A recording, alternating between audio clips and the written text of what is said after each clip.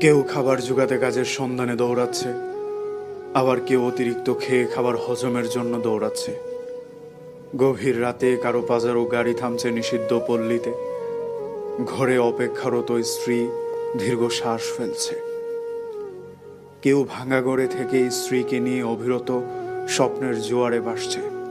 কেউ ভাবছে আর কয়েকটা দিন, ডিভোর্স পেপারে সাইন করে দিলেই মুক্তি।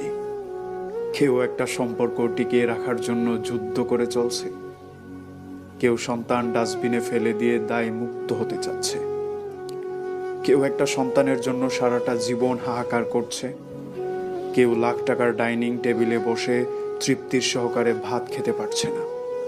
কেউ বা আবার পেঁয়াজ মরিচ কচলিয়ে ঘুঘরাসে ভাত গিলছে।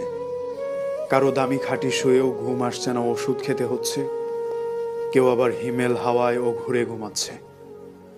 কারো